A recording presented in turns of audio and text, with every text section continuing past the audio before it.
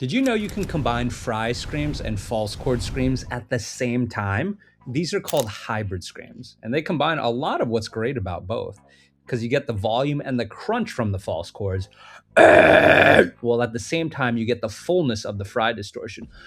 And in this video, I'm going to go over the main mistakes that people make when trying to pull off hybrid screams. Hybrid screams! Mistake number one, false chords with no fry. So a lot of people get the false chord part down, but they don't get the fullness of a hybrid scream because they don't have the fry distortion in there.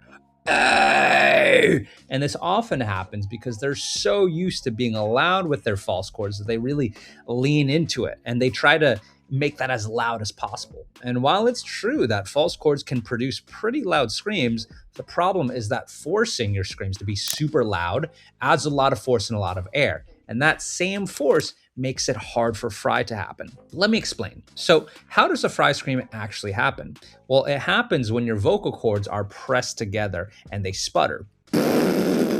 So your vocal cords need to close together to create that fry distortion. Now, I want you to imagine you are standing in a windy snowstorm where all the air and wind is just blown around you. Now, do you think in those conditions it would be easier or harder to close a door? Harder, right? Because there's a lot of wind resistance. In the same way, if you're being too loud and too forceful when getting your false chords to flap, that actually makes it harder for your vocal cords to close and get that fry distortion. So one thing I would recommend is if you're in this boat, try to lower the volume to make it easier for your fry to come in because your vocal cords will come closer together to be able to sputter. Okay, mistake number two, fry, but with no false chords. So a lot of people have the opposite problem too, where a lot of people can get the fry, but they don't have their false chords flapping.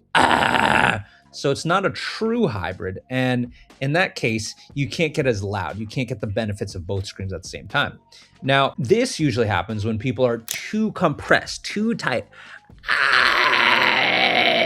Because when you're too compressed, the airflow narrows and it becomes hard for the false chords to flap. So if this is you, try opening things up a little, and that gives the air more room to move, more room to flap and stimulate your false chords.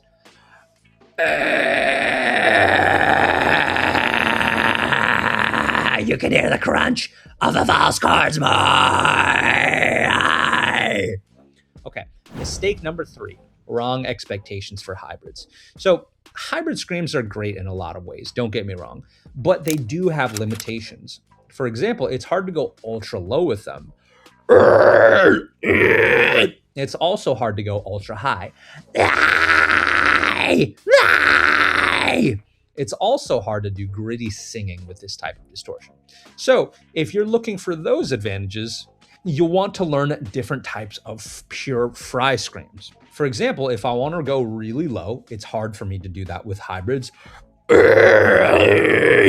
if I do that with a pure fry scream, I can go lower. Same thing. With hybrids, it's hard for me to go super high. But if I do pure fry, I can get higher.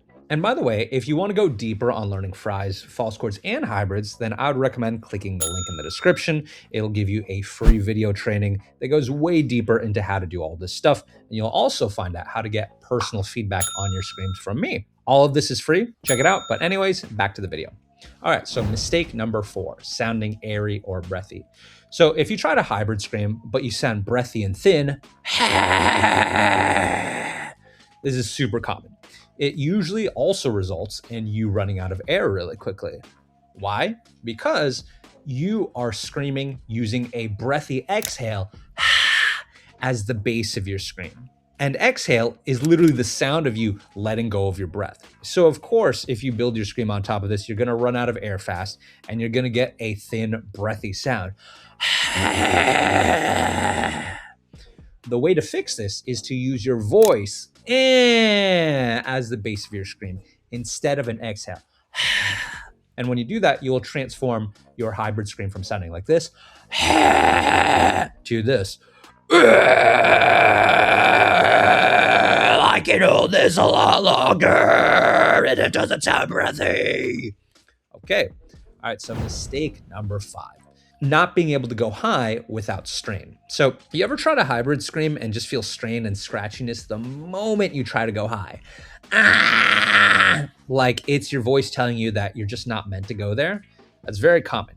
Now, this usually happens because people don't realize that they have different vocal registers they can scream in. So I want you to try speaking in a whiny voice, like, hey, like a kid throwing a tantrum because they didn't get their favorite toy. Oh my God, I wanted my Power Rangers action figure. So if you're in that register, then you'll start to feel something called your head voice kick in. This is called your head voice. Hey, how you doing? So, and if it feels like a different gear than the one that you normally scream in, then that's actually a good thing. And that reveals that this is a register that you haven't screamed in. And this is also a register that allows you to get higher. Because most people are stuck in their kind of talking register, known as your chest voice. But if you do it in your head voice, that will allow you to get higher. And you need to be in your head voice to do the highest hybrid you can. All right, mistake number 6, sounding like a crow cawing. So what if you sound like that, like a crow cawing? And the thing is, you might even have some fry distortion in there. If that's the case, I've got good news and I've got bad news. The good news is that your false chords are actually being activated if you're making this sound, and that's half the battle. See, I spent years running away from that sound only to find out much later that it's actually a sign that you're getting close. So don't run from it. Instead, mess around with your airflow placement until you can get it to sound kind of crunchy and broken up instead of sounding like a bird cawing. And that's the good news, that you can get it to sound crunchy. And so when you do that, then that's how you get that full-on hybrid scream. You'll go from this to this. Okay, mistake number 7, buzzy false chords. So what if your hybrid screams sound really buzzy, like this?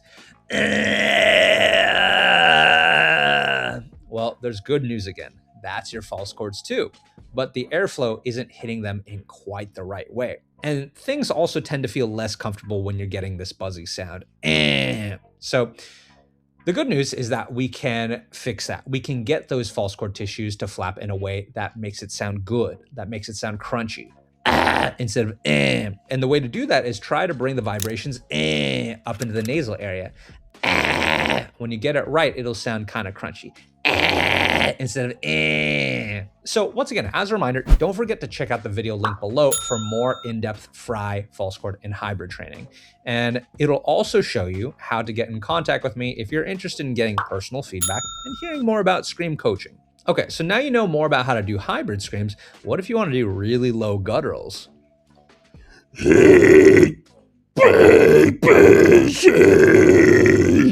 So if you want to do that, then click this video to see how.